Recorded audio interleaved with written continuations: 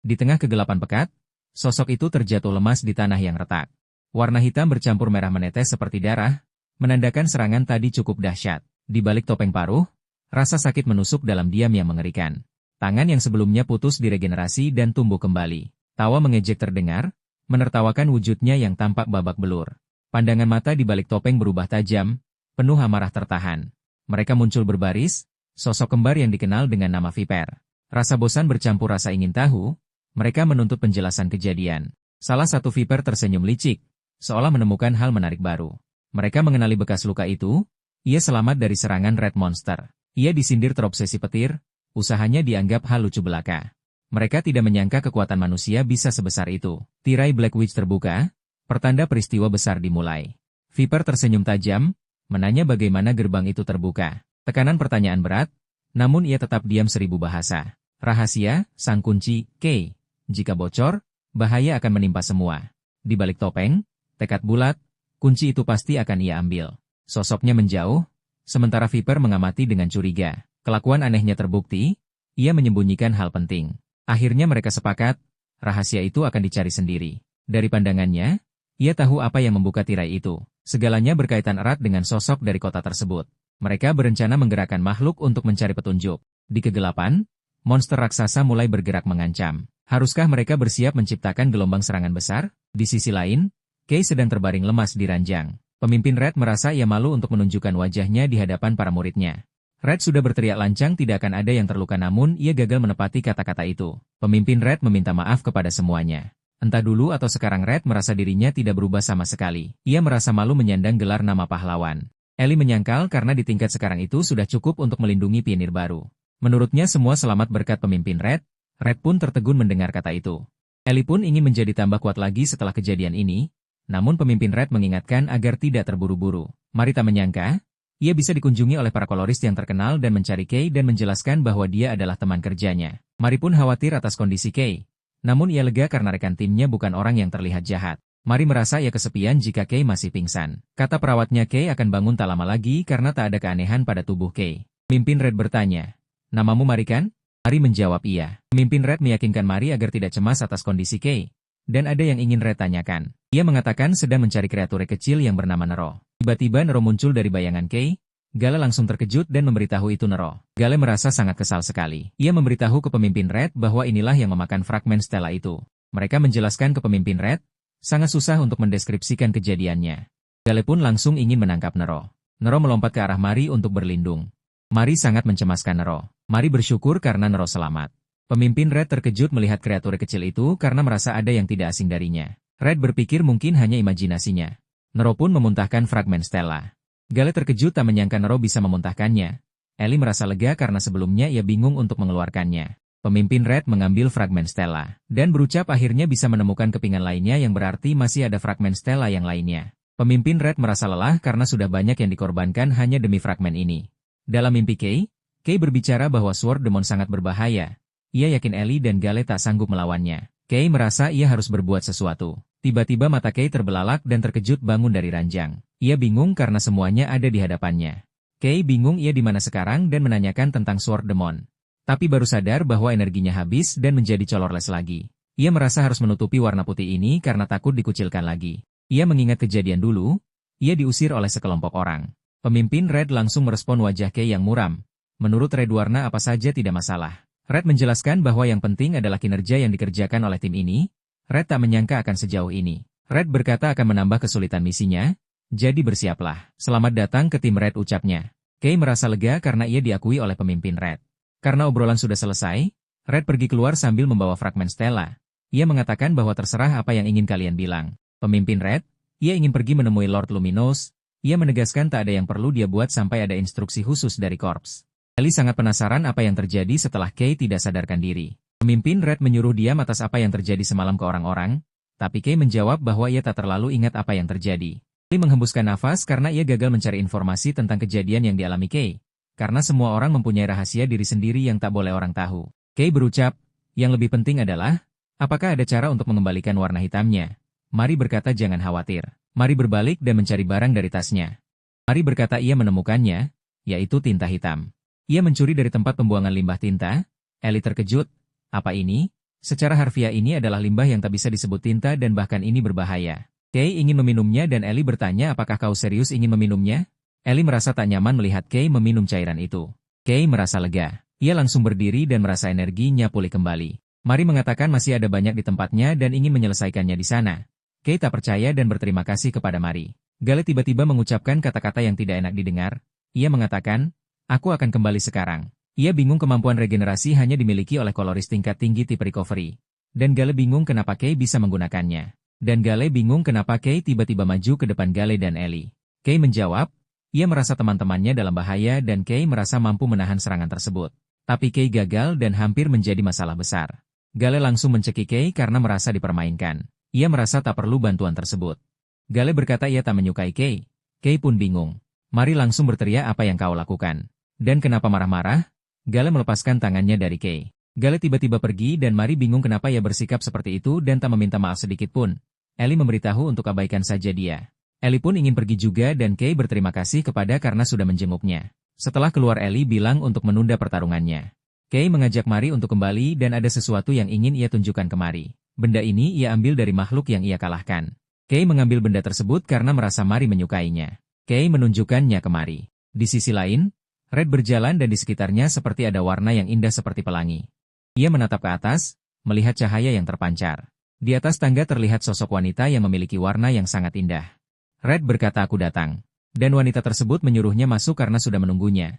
Red ingin menyampaikan banyak berita yang bagus setelah sekian lama. Sepertinya wanita tersebut sudah memprediksi akan kejadian ini bahwa kita bisa membuka barrier milik Black Witch. Dan di sini kita mengetahui nama wanita yang cantik tersebut bernama Luminous, atau bisa dipanggil Lord Luminous. Di bengkel bernama Mari Workshop, ternyata ini teknologi peradaban kuno. Alat ini menggunakan tinta dengan sangat efisien. Golem kuno bergerak menggunakan tinta yang sudah usang. Kay menganggap benda itu tidak lebih istimewa dari yang lain. Mari sangat ingin merasakan kehebatan zaman kuno itu. Mari marah karena Kay menyarankan untuk menjual relik tersebut. Mari berjanji akan membuat peralatan yang sempurna untuk Kay. Kay merasa senang melihat Mari begitu antusias menelitinya. Kay hendak berpamitan, namun Mari segera memanggilnya kembali. Mari memberitahu Kay ada orang yang mencarinya. Kay pun terkejut mendengar hal tersebut. Mari mulai menceritakan kejadian saat ia membeli tinta. Di sana, seseorang yang tak dikenalnya tiba-tiba menyapanya. Awalnya ia mengira mereka hanyalah preman biasa. Namun ternyata, mereka sudah mengenal identitasnya. Mereka memastikan bahwa ia adalah teman Kay bernama Mari. Kelompok itu ingin bertemu sosok Wielder of Black yang terkenal. Karena takut, Mari langsung lari meninggalkan tempat itu. Kay sangat khawatir dan menegur Mari yang nekat pergi. Mari mengaku pergi karena ada urusan yang mendesak. Kay mengingatkan untuk segera kabur jika bertemu orang asing lagi. Mari menyetujui dan berpesan agar Kay berhati-hati. Kay merasa sedikit gelisah namun mencoba menenangkan diri. Ia sadar dirinya adalah target utama yang dicari orang-orang itu. Kay pun melanjutkan perjalanannya menyusuri kota. Rasa lelah mulai terasa. Ia pun berniat segera pulang. Kay tiba-tiba teringat sesuatu yang penting. Ia menyadari jumlah gelandangan kini semakin banyak. Bahkan mereka yang dari bawah tanah pun telah muncul. Muncul dugaan terjadi perang antar kelompok di kota ini. Tiba-tiba Nero memanggilnya dengan nada yang sangat cemas. Nero terus memberi isyarat ada sesuatu di lorong gelap itu. Kay sempat ragu mengingat bahayanya wilayah Shadow District. Namun ia akhirnya memutuskan untuk mengeceknya juga. Ia percaya firasat Nero yang selalu terbukti akurat. Kay pun mencoba menerapkan kekuatan barunya pada mata. Kini ia mampu melihat hal-hal yang tak kasat mata. Kay mengaktifkan kemampuan penglihatan. Terbaliknya, di ujung lorong, ia melihat sosok bercahaya berwarna-warni. Sosok itu menyadari keberadaan Kay dan segera bertanya. Tanpa menunggu jawaban, sosok itu lari menjauh seketika. Kay berteriak meminta sosok itu untuk berhenti. Ia menduga itu adalah orang yang selama ini mencarinya. Kay bertekad tak akan membiarkan sosok itu lepas. Demi keselamatan Mari, ia harus tahu siapa mereka sebenarnya. Tiba-tiba, pandangan Kay berubah menjadi sesuatu yang asing. Ia kini berada di ruang yang penuh cahaya aneh. Kay terkejut saat menemukan sebuah pintu masuk, misterius dan tertutup dengan sendirinya. Celestia mengaku belum berniat menampakkan diri secepat ini, namun ia memuji Kay yang berhasil menemukannya lebih dulu. Kekuatan cahaya itu membuat Kay terhuyung mundur terkejut. Kay gemetar bertanya siapa sosok di hadapannya itu. Wanita itu menyapanya. Senang bertemu denganmu, Child of Black. Ia memperkenalkan dirinya. Namaku, Celestia. Kay terbelalak melihat tubuhnya bersinar penuh warna. Ia menyadari Celestia adalah sosok Luminous yang legendaris. Penguasa Shining City pun datang khusus untuk menemuinya. Tiba-tiba suara-suara mengerikan kembali menghantui pikiran Kay. Suara itu memerintah, telan cahaya itu, habiskan sekarang juga. Kay perlahan berubah wujud dan menjauh secara tak sadar. Kay tiba-tiba diselimuti kekuatan hitam tanpa sebab. Celestia sudah mendengar hal ini dari pemimpin Red. Ia kagum Kay masih hidup meski terbungkus kegelapan. Kay diketahui memiliki hubungan dengan penyihir hitam NYX, beberapa pemimpin justru berniat melenyapkan sosok Kay. Namun Celestia sendiri tidak menginginkan hal itu terjadi. Ia melihat potensi luar biasa besar yang dimiliki Kay. Kadang kekuatan hitam perlu digunakan demi perlindungan, risiko besar pasti akan membawa hasil yang setimpal. Celestia mengajak Kay untuk mengobrol lebih dulu. Cahaya menyelimuti sosoknya yang tampak agung. Kay tersentak saat kembali sadar dari pengaruh itu. Ia masih teringat jelas suara yang tadi menghantuinya. Celestia pun turut penasaran dengan suara misterius itu. Celestia bertanya apakah itu suara Black Witch. Kay hanya mendengarnya sebagai bisikan yang aneh. Celestia menenangkan Kay. Ia datang atas cerita Red. Ia ingin mengucapkan terima kasih atas nama kota ini. Kay bingung. Ia merasa belum melakukan hal istimewa. Celestia mengeluarkan stela fragment yang berharga. Sedikit orang tahu makna fragmen ini bagi Shining City. Kay berhak berterima kasih karena mendapatkan cahaya ini. Kay mengingat benda itu didapat bersama timnya. Celestia tahu hal itu. Namun ada hal yang lebih penting. Karena Kaylah yang membuka Black Witch Curtain, itu perbuatan luar biasa yang belum pernah terjadi. Bahkan Luminous pun tak sanggup melakukannya. Hanya Black Witch itu sendiri yang mampu membukanya. Stella Fragment tersebar di seluruh Blackland, sebagian besar tersegel di dalam Black Witch Curtain. Mereka terus bertarung melawan Black Hand untuk merebutnya. Hanya sedikit fragmen yang terekspos di luar Curtain. Kay bingung mengapa hal ini dijelaskan padanya. Ia bahkan belum tahu kegunaan Stella Fragment itu. Ia bertanya apa yang membuat Kapten Red dan Luminous begitu peduli. Celestia menyadari ia seharusnya menjelaskan hal itu lebih dulu. Ia memutuskan untuk memperlihatkannya secara langsung. Celestia meminta Kay untuk tetap tenang. Pemandangan di sekitar mereka berubah seketika. Kay terkejut saat mereka berpindah lokasi. Celestia menjelaskan mereka tiba di tempat tinggalnya. Kay adalah orang pertama yang melihat hal ini. Celestia memperlihatkan cahaya yang bersinar di kegelapan. Sinar cahaya menyilaukan melesat ke atas dengan dahsyat. Cahaya itu memancarkan dan menciptakan gelombang energi hebat. Kay terpaku memandang pemandangan luar biasa di hadapannya. Ia tak percaya melihat apa yang sedang terjadi. Bayangan kelam Blackland mulai tampak jelas. Gelombang kegelapan itu perlahan mulai menjauh. Kay terkejut. Blackland terdorong oleh kekuatan itu. Berita gembira bergema di seluruh kota. Luminous berhasil mengusir Blackland dan merebut kembali wilayah kita. Warga masih tak percaya. Ternyata pilar cahaya itu adalah Luminous sendiri. Ini kemenangan pertama umat manusia dalam puluhan tahun. Semakin kuat harapan warga, kota Shining pun diprediksi akan semakin maju dan aman. Perlahan, mereka akan menaklukkan sepenuhnya Blackland. Orang-orang bertanya-tanya sosok Luminous yang jarang tampil. Namun mereka selalu menjaga cahaya kota dengan setia. Di sisi lain, tanah yang baru didapat menyimpan sumber daya langka dan tinta yang sangat berharga bagi semua orang. Peluang besar terbuka lebar. Banyak yang mulai mendirikan perusahaan pionir dan mengajak bekerja sama meraih keuntungan ini. Kota masih gempar seharian penuh. Hal itu sangat wajar mengingat kejadian luar biasa yang baru saja terjadi. Sosok bercahaya muncul di hadapan Kay. Ia pun memastikan apakah orang lain juga melihatnya. Fragmen Stella ternyata memiliki kekuatan jauh lebih hebat dari dugaan siapapun. Dan apa yang telah Kay lakukan sungguh luar biasa. Namun bahaya mengintai. Black Hands juga mengincar fragmen itu dan akan datang untuk menangkap Kay. Kamu tak perlu khawatir. Kotanya sudah memblokir pengaruh mereka sejak lama.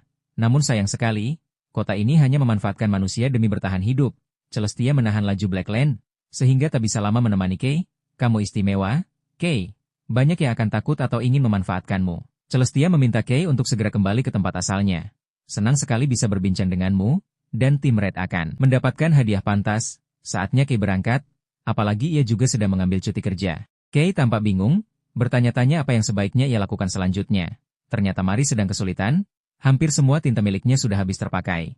Akhirnya Kay pun memiliki sedikit waktu luang untuk dirinya sendiri. Mungkin Kay harus kembali menambang seperti dulu lagi. Kay tiba di gedung megah yang dipenuhi orang ramai. Kay tak menyangka dirinya akan mengunjungi tempat ini. Ini adalah gathering hall tempat berkumpulnya para pionir. Dulu saat masih colorless Kay bahkan tak boleh mendekat kemari. Kini Kay bisa datang ke sini sebagai seorang pionir. Semua orang menatap heran sosok yang baru tiba. Mereka menyadari Kay adalah pemegang Black pertama. Kay terlihat jauh lebih menyeramkan jika dilihat dari dekat. Orang-orang penasaran seberapa hebat kemampuan Black yang dimiliki Kay. Kay disebut berkontribusi besar pada ekspedisi pertama dan akan mendapat hadiah. Seseorang berseru melihat aura hitam pekat yang terpancar dari Kay. Benar-benar gila seruannya sang karakter berambut merah. Ia pun bertanya bagaimana sosok yang dipilih. Langsung oleh Red, teman yang berada di sana mengakui Kay memang mengesankan. Namun ia juga menyadari adanya risiko yang belum diketahui. Mereka pun sepakat harus mulai mengawasi Kay dari sekarang. Bagi sang karakter berambut merah hal itu justru semakin menarik. Sementara itu Kay berdiri diam dipanggil sebagai pemilik Black. Pramutamu menyambut Kay yang datang untuk mencari pekerjaan. Kay diminta mengisi formulir sebelum mendapatkan lencana resmi. Kay kini berdiri di antara kerumunan orang yang berbisik. Banyak yang meragukan apakah Kay benar-benar manusia biasa. Ia menganggap Kay makhluk menjijikan yang dipuji berlebihan. Ia pun bertanya pada atasannya apakah ia juga berpikir demikian. Sang atasan mengangguk setuju dengan pandangan itu. Atasan tersebut merasa penampilan hitamnya membuat matanya sakit. Sejak ekspedisi itu ia sudah membenci segala hal yang berhubungan dengan Black. Ia tak mengerti mengapa orang lain bersikap biasa saja di dekat Kay. Ia merasa seharusnya dirinya veteran rang B yang dipilih ikut. Ia pun mengajak teman-temannya untuk menyucikan Kay dari warna itu. Sementara itu Kay tiba di lokasi reruntuhan yang gelap gulita. Kay tersenyum senang saat berhasil menemukan barang berharga lagi. Kay menemukan banyak sekali color ORE yang belum pernah ia temukan sebelumnya. Bahan ini sangat berharga untuk mengatasi penurunan hasil tambang. Kay yakin Mari pasti akan sangat terkejut melihat hasil ini. Mata istimewanya membuat pencarian barang berharga menjadi jauh lebih mudah. Ia bisa melihat semuanya dengan jelas meski di tempat yang paling gelap sekalipun. Namun kemampuan itu memakan banyak color sehingga tak bisa dipakai lama. Kay meminta maaf pada Nero karena tak bisa banyak membantunya. Pekerjaan selesai lebih cepat dari dugaan Kay. Ia pun memikirkan langkah selanjutnya. Kay memutuskan memanfaatkan waktu luang ini untuk melatih kemampuannya. Kemampuan utamanya adalah Ink Drain yang masih sulit dikendalikan. Ia bertekad agar nantinya bisa menguasai kemampuan itu sepenuhnya. Kay kagum melihat batu yang sangat terang dan berharga tinggi. Tiba-tiba kekuatan hitamnya menyerap batu itu tanpa peringatan. Kay panik mencegah kekuatannya menyia-nyiakan barang berharga itu. Meski kaget ia merasakan sesuatu yang baru terjadi saat itu. Semakin terang warnanya semakin besar risiko lepas kendali. Kay menyadari warna yang diserapnya menyatu menjadi Black. Ia berpikir Black adalah gabungan dari semua warna yang ada. Mungkin saja ia bisa mencapai kekuatan setara luminous. Kay pun memfokuskan diri untuk mencoba mengingat kembali. Ia mencoba meniru warna merah milik Ketua Red. Rasa panas luar biasa seakan seluruh tubuhnya terbakar. Kay terkejut melihat kekuatan merah yang baru saja ia ciptakan. Ternyata menguasai kemampuan itu tidak semudah yang ia bayangkan. Ia bertekad berlatih terus sampai matahari benar-benar terbenam. Kay pun mulai berjalan keluar dari lokasi tambang itu. Ia merasa lelah dan bertanya apakah ia sudah berlebihan. Ternyata sekelompok orang sudah menunggu dan mengejeknya. Mereka menatap Kay dengan tatapan penuh kebencian. Sang pemimpin menyebut Kay sebagai artis terkenal kota. Kay membalas dengan nada sinis sambil bertanya siapa orang-orang ini. Mereka menyuruh Kay berjalan lebih cepat dan mengejeknya. Sikap Kay dinilai buruk dan tidak sopan bagi seorang pemula. Kay bertanya siapa mereka. Namun mereka malah mengancam merampas barangnya. Mereka terkejut melihat tas Kay yang memancarkan cahaya berwarna. Mereka melapor pada pemimpin bahwa Kay membawa barang berharga. Pemimpin merasa urusan ini jadi sangat mudah diselesaikan. Mereka iri Kay bisa mendapatkan informasi dan hasil yang melimpah. Mereka berencana memaksa Kay memberi tahu lokasi tambangnya. Salah satu dari mereka mencabut pisau untuk mengintimidasi Kay. Mereka memperingatkan Kay jika melawan maka risikonya sendiri. Kay meletakkan tasnya perlahan yang membuat mereka bingung. Mereka terkejut Kay menyerah begitu saja dan memuji sikapnya. Namun sebelum sempat bicara lebih jauh, mereka langsung terserang hebat. Wajah si pencuri berubah hancur seketika karena kekuatan itu. Pemimpin mereka kaget melihat Kay berdiri tegak di depannya. Si pencuri yang masih sadar memaki Kay dengan penuh kemarahan. Kay menghela napas melihat betapa seringnya ia bertemu orang seperti ini. Ia menyuruh mereka maju sekalian karena tak ingin membuang waktu. Kay mengingat Mari sedang menunggunya dengan sabar. Salah satu dari mereka menyerang dengan pisau namun Kay menghindar dengan lincah. Satu pukulan saja dari Kay langsung membuat musuh terpental jauh. Pukulan itu begitu kuat hingga menembus dinding sampai retak.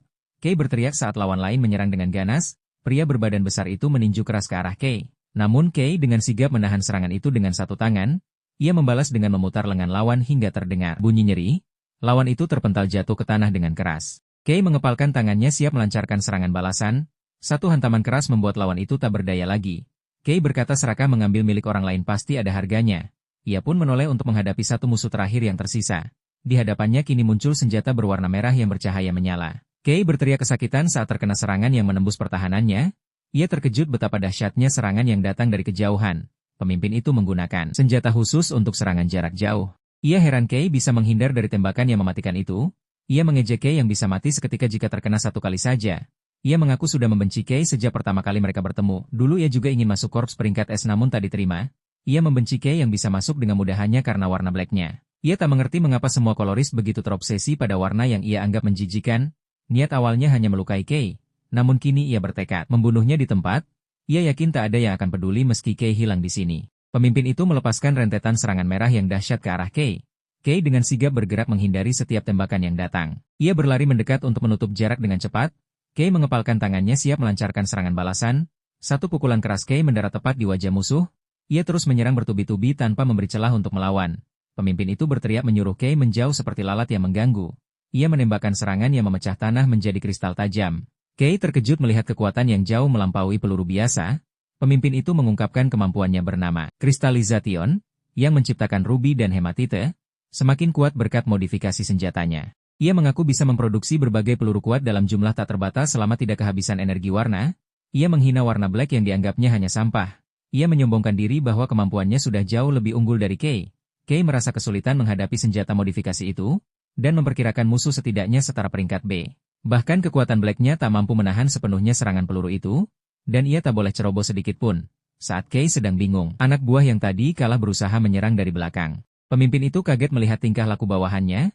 Kei berteriak agar kakinya dilepaskan. Anak buah itu berjanji akan menahan Kei agar bisa ditembak. Anak buah tersebut menyuruh menembak, dan pemimpin tertawa puas melihat rencananya berjalan.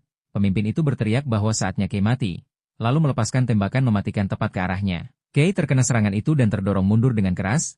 Musuh itu tertawa puas mengira pelurunya tepat sasaran. Namun perlahan-lahan Kei kembali berdiri tegak meski terluka di wajahnya. Pemimpin itu terbelalak tak percaya. Bertanya-tanya mengapa Kei masih selamat. Kei menghela napas lega. Ia berhasil menyerap energi dari serangan itu meski nyaris gagal. Musuh itu masih tidak percaya. Ia yakin sudah menembak tepat ke kepala Kei.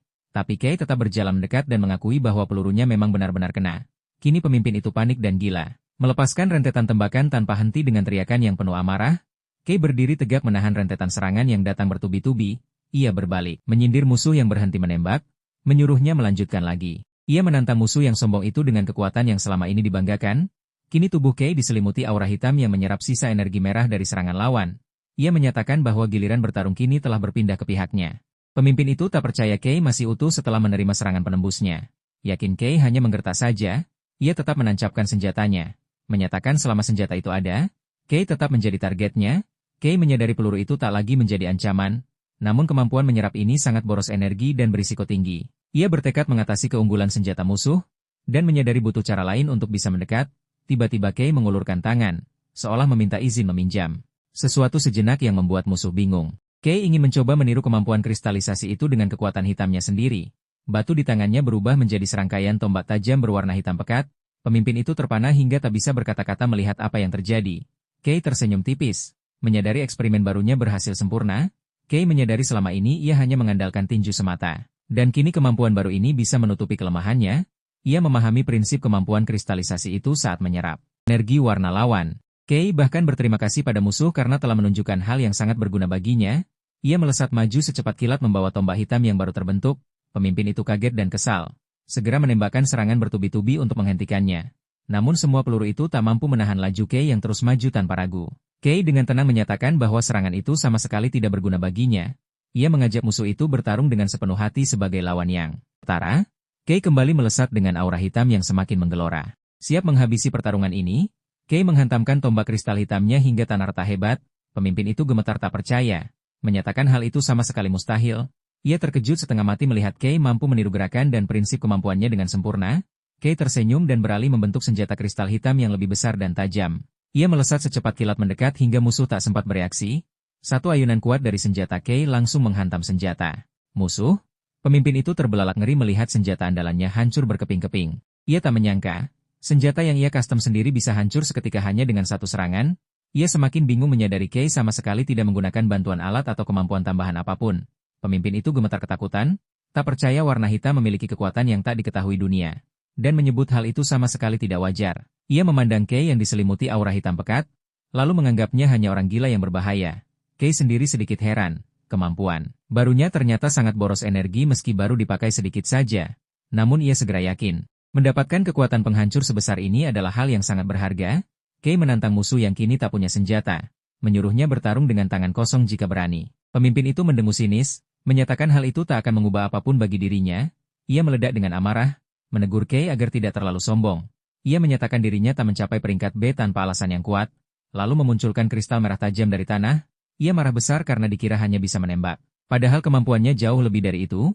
Ia kembali menegaskan kemampuannya yang bisa menciptakan rubi dan hematite, lalu melesat maju dengan aura merah yang mengamuk. Pemimpin itu menatap tajam, berseru tak butuh alat bantu apapun lagi. Ia berjanji akan menghabisi Kei dengan tangan kosong sepenuhnya.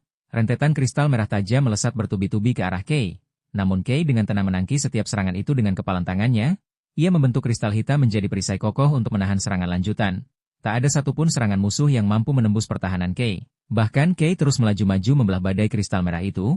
Pemimpin itu terpana melihat Kei yang tak tergoyahkan sama sekali. Pemimpin itu terpana tak percaya melihat Kei yang masih berdiri tegak di tengah badai serangannya. Kei melesat secepat kilat dengan kepalan tangan yang diselimuti aura hitam pekat. Satu pukulan dahsyat mendarat tepat di perutnya. membuatnya terbatuk darah seketika. Ia merintih kesakitan, tak sanggup menahan rasa sakit yang luar biasa itu. Kay mencengkeram kerah bajunya dengan kuat, lalu menghantamkannya ke tanah dengan keras. Pemimpin itu terpental jatuh. Tubuhnya terasa tak bertenaga sama sekali. Kay berdiri tegak di hadapannya, menanyakan apakah ia sudah selesai mengamuk. Iya, menegaskan dirinya sudah cukup sibuk, dan musuh itu hanya membuang-buang waktunya saja. Pemimpin itu gemetar hebat, tak percaya seorang yang baru saja menjadi pionir memiliki kekuatan sebesar itu. Ia terus meracau tak masuk akal. Namun Kay hanya menanggapinya dengan santai saja. Saat ia menyebut Kay sebagai monster, tatapan Kay seketika berubah tajam dan dingin. Ia menuduh Kay lahir dengan warna hitam yang menakutkan, dan kekuatannya sama sekali tidak wajar. Kay menyadari hal itu memang terlihat tidak normal bagi siapapun yang melihatnya. Ia menatap tajam musuh itu, menantangnya untuk menyangkal bahwa ia sendiri pernah merasakan hal yang sama. Bayangan masa lalu muncul kembali. Saat ia harus menanggung pandangan aneh dari semua orang, suara makian orang-orang yang menyebutnya monster yang menyamar jadi manusia kembali bergema di telinganya. Kata-kata tajam itu semakin menguatkan aura gelap yang menyelimuti dirinya, hingga akhirnya Kay tenggelam dalam kegelapan yang pekat dan sunyi. Pemimpin itu terbelalak ngeri, tak mampu bergerak sedikit pun di bawah cengkeraman Kay. Kay menatapnya dengan tatapan kosong namun tajam, lalu, tertawa kecil dengan nada dingin, ia mengejek musuh yang kini hanya bisa diam. Padahal tadi begitu percaya diri saat menyerang. Kay menekan lehernya semakin kuat, membuat musuh itu tersedak kesakitan. Ia menyatakan sudah sangat paham apa yang dirasakan musuh saat ini. Karena musuh begitu tertarik pada kekuatannya, Kay berjanji akan memperlihatkannya dengan sungguh-sungguh. Ia menegaskan bahwa karena musuh mengincar barang miliknya, ia pun berhak mengambil sesuatu dari musuh sebagai balasan yang adil. Pemimpin itu menjerit kesakitan saat aura hitam Kay mulai menyelimuti tubuhnya. Kay duduk di atas tumpukan orang yang tergeletak, bergumam ragu dalam hati. Ia memegangi kepalanya dengan cemas, menyesali niat awalnya yang hanya ingin pergi begitu saja. Pemuda itu terbayang menjadi pusat perhatian sebagai pemilik warna hitam yang pertama. Namun tahu dunia membenci warna itu. Ketakutan menghantuinya bahwa ia akan dicap sebagai monster pemakan warna jika sesuatu terjadi pada mereka. Ia panik bukan main.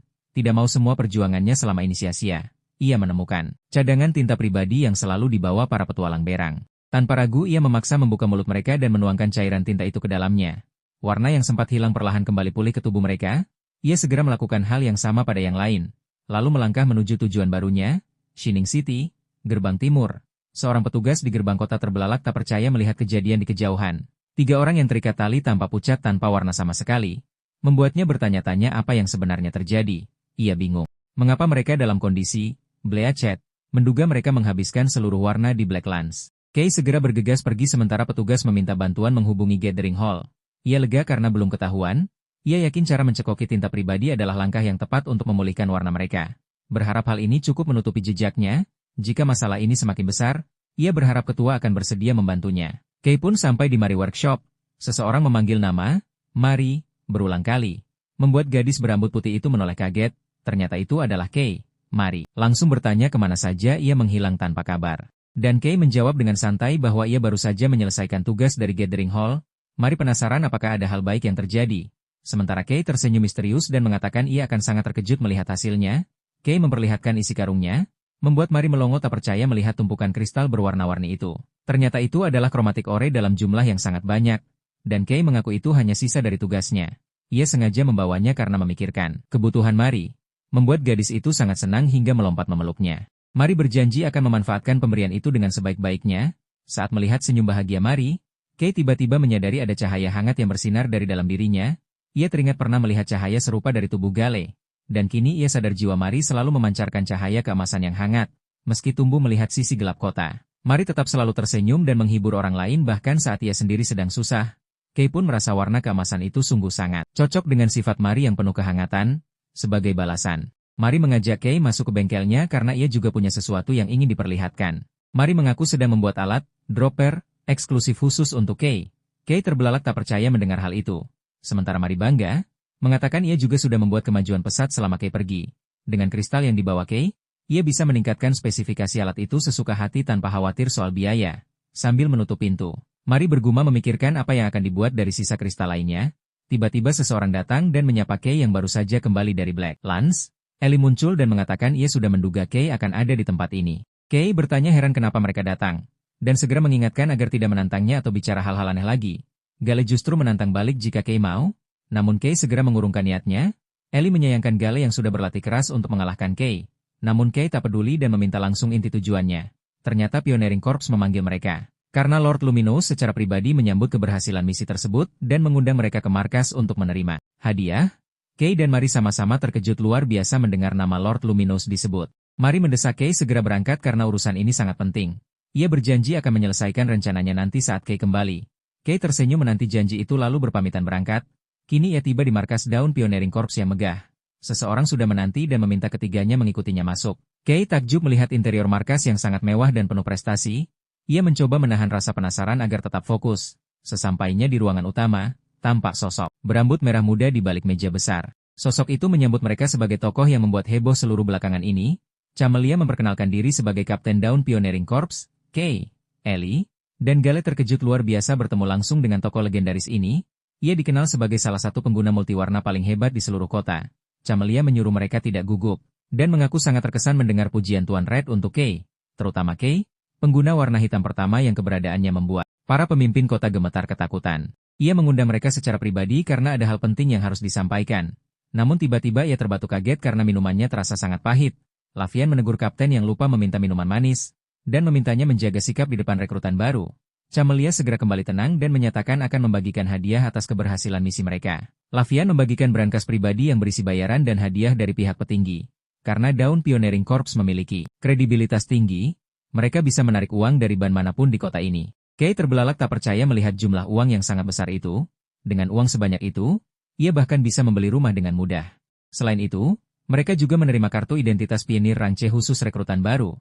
Karena kemampuan mereka terbukti hebat, masa percobaan langsung dihapuskan dan mereka berhak atas berbagai fasilitas khusus. Hadiah lainnya adalah pesanan dropper buatan khusus dari Chromatic Workshop. Tempat itu sangat eksklusif dan sulit diakses bahkan oleh bangsawan sekalipun. Mereka akan mendapatkan dropper terbaik dari seluruh Shining City.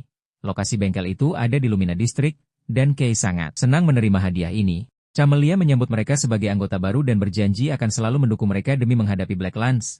Camelia mengungkapkan bahwa fragmen yang mereka bawa adalah benda sangat penting bagi kelangsungan hidup Shining City. Ia berharap mereka akan terus bekerja keras ke depannya sebagai anggota termuda Korps. Kay keluar dari markas dengan perasaan takjub melihat begitu banyak hal baik yang terjadi hari ini. Ia tak menyangka bisa dipromosikan menjadi Rangce secepat ini, dan sangat bahagia menjadi bagian dari Pioneering Corps. Ia membayangkan betapa senangnya Mari jika mendengar kabar ini. Sesampainya di bengkel, ia mendapati pintu terbuka tanpa dikunci. Kay memanggil nama Mari namun tak ada jawaban.